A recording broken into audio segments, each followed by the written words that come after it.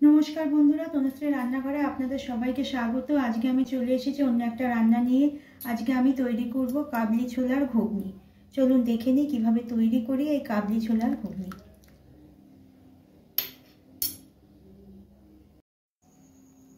কাবলি ছোলার ঘুগনি করার জন্য আমি নিয়ে নিয়েছি কাবলি ছোলা। আমি এখানে 250 গ্রাম মতো কাবলি ছোলা নিয়েছি। ছোলাগুলোকে আমি রাত্রে ভিজিয়ে রেখে দিয়েছিলাম সারা রাতের জন্য। দেখুন কত বড় হয়েছে ফুলে। আমি এবার এগুলোকে একটু প্রেসারে সেদ্ধ করে নেব। নিয়ে নিলাম একটা প্রেসার।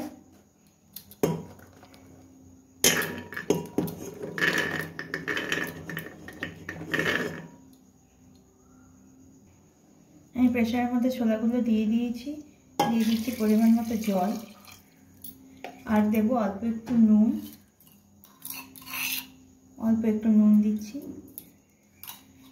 দেব একটুখানি হলুদ, সামান্য একটু হলুদ দেব। আর দেব 1 চিমটি মতো খাবার সোডা। ঠিক এইটুকু খাবার সোডা আমি দিয়ে দিচ্ছি। এতে ছোলাগুলো অনেক বেশি নরম হবে।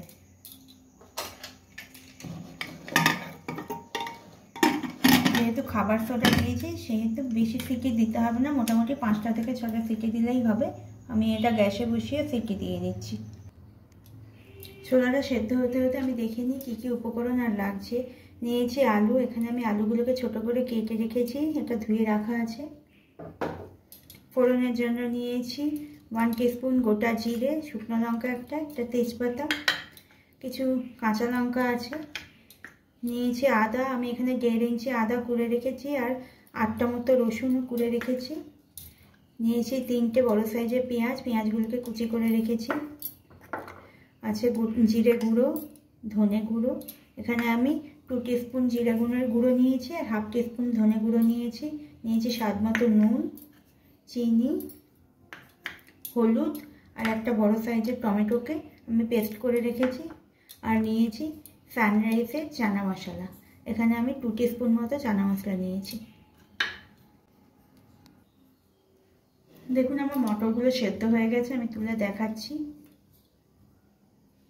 দেখুন কত সুন্দর সেদ্ধ হয়েছে। আমি এখানে 5টা সিটি দিয়েছি। আমি গ্যাসে কড়াই বসিয়ে দিয়েছি। কড়াইয়ে পরিমাণ মতো তেলও দিয়ে দিয়েছি। আমার তেলটা গরম হয়ে গেছে। আমি এবার ফোড়নটা দিয়ে দেব।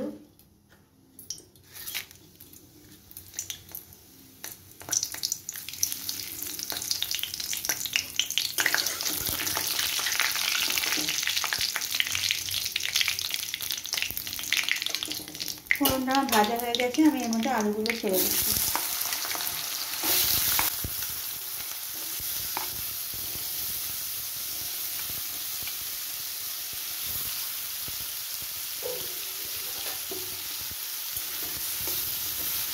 আলুটাকে ভালো করে ভেজে নিয়ে তারপর এর মধ্যে আমি পেঁয়াজটাও দিয়ে দেবো।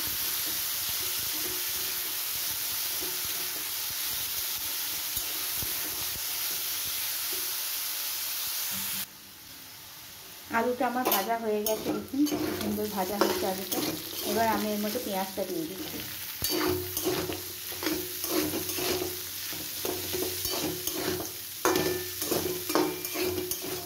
পেঁয়াজটা 50% ভাজা হয়ে গেলে রসুন আদা সব একে একে দিয়ে দেবো।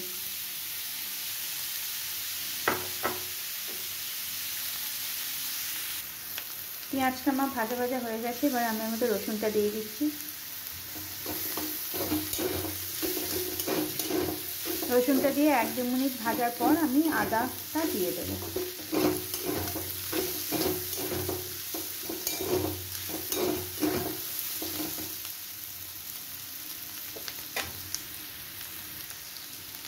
রসুনটা আমার ভাজা ভাজা হয়ে গেছে। এবার আদা কোড়াটা দিয়ে দিলাম।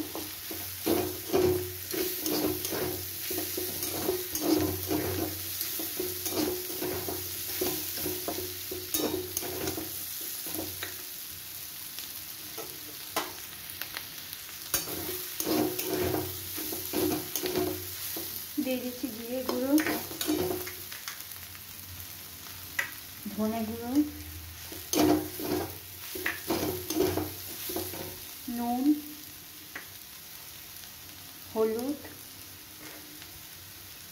চিনি। এগুলো দিয়ে ভালো করে নাড়াচাড়া করে টমেটোটা আমি দিয়ে দেবো।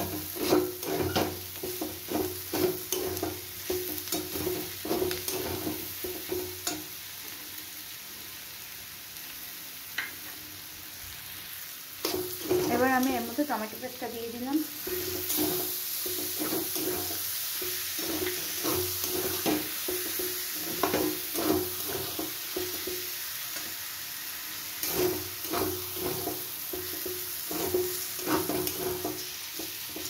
দিয়ে দিলাম সানরাইসে চানা মশলা।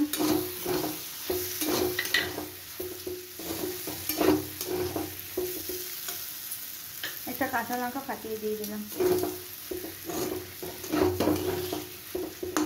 আমার আলুগুলো সম্পূর্ণভাবে নরম হয়ে গেছে, মশলাটাও সম্পূর্ণ কষানো হয়ে গেছে। এবারে আমি ছোলাগুলো দিয়ে দিচ্ছি।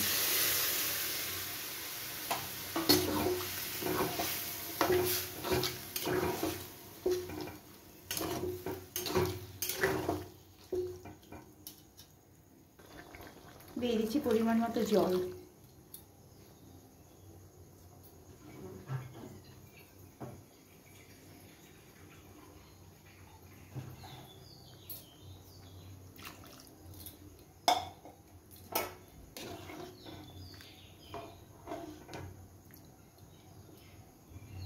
এবার আমি এটাকে 10 থেকে 12 মিনিট খুব ভালো করে ফুটিয়ে নেব। দেখুন ঘুগনিটা কি সুন্দর ফুটছে, কালারটাও অনেকটা চেঞ্জ হয়ে গেছে। এইভাবে আরও 5 মিনিট আমি এটাকে ফুটিয়ে নেব। আলুগুলো, মটরগুলো, আলুগুলো আর ছোলাগুলো সবই সেদ্ধ হয়ে গেছে। দেখুন, এই দেখুন খুব গরম। এই যে আলু ছোলা সবই সেদ্ধ হয়ে গেছে।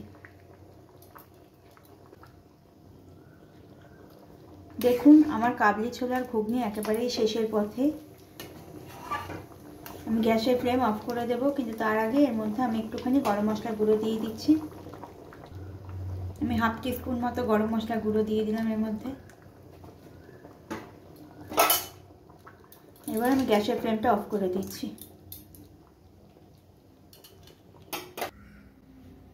তৈরি হয়ে গেল আমার কাবলি ছোলার ঘুগনি। আপনারাও একবার এইভাবে ঘুগনি বানিয়ে খেয়ে দেখবেন, খেতে বেশ ভালোই লাগে। আলু দিয়ে করলে কিন্তু খেতে খারাপ হয় না, বরং ভালোই হয়। রুটি, পরোটা সব কিছুর সাথেই কিন্তু খেতে এটা বেশ ভালো লাগে। আমার রান্না যদি আপনাদের ভালো লেগে থাকে তাহলে প্লিজ আমাকে লাইক, শেয়ার, সাবস্ক্রাইব করবেন। আজ এই পর্যন্তই থাক, ফিরে আসবো অন্য কোনো ভিডিও নিয়ে। আপনারা ভালো থাকবেন, সুস্থ থাকবেন।